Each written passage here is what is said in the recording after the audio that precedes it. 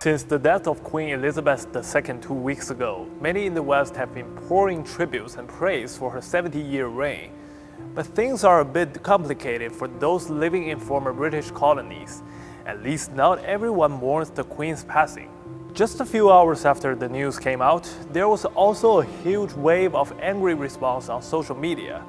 Online users shared and reshared posts about Africans being tortured by British soldiers during her reign, and those from India and South Africa have also called for the royal family to return precious diamonds and jewels to their countries. Why did this happen in the wake of the Queen's death? To figure this out, we have to speak about the history of Britain's often bloody colonial rule. From the very beginning, Queen Elizabeth was deeply connected to British Empire's oppression in parts of the world. She became queen during her visit to Kenya in 1952. Shortly after she left, the colony descended into severe conflict with British authorities as freedom fighters tried to break the colonial rule.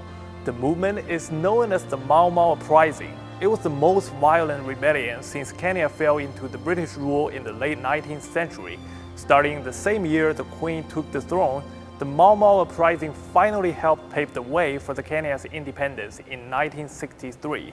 But thousands of people died during the years-long struggle, and an estimated 150,000 Kenyans were forced into detention camps and suffered from torture. One of them was former US President Barack Obama's grandfather. Maybe the Queen at that time wasn't involved much with what the colonial government was doing there, but people's response reflected the anger about the fact that she was silent about it, never publicly acknowledged or apologized for it. In South Africa, which is another former colony of Britain, an opposition party said, quote-unquote, "We do not mourn the death of Elizabeth because to us her death is a reminder of a very tragic period in this country and Africa's history." And calls are growing for Britain's royal family to return the world's largest known clear-cut diamond, the Great Star of Africa.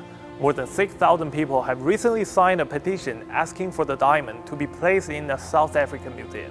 The precious stone is cut from a gem that was mined in South Africa in 1905 and handed over to British royal family as a gift. It is still mounted on a royal scepter, but many view the colonial transactions as being illegitimate and immoral. A similar case is also happening in Asia, as people in India called for the return of what is called Mountain of Light, the largest diamond sited in the crown of the late Queen Mother. And what many Indians are really outraged about is the diamond remains in the crown's possession, symbolizing high dignity and nobleness. But for them, the shining stone is a symbol of colonial past. The United Kingdom once controlled the largest empire in history. It used to rule over 20% of the global population. Despite how Commonwealth countries have decreased in the past century, for many parts in the world, the memories of the brutal colonialism of the British Empire can never be wiped away.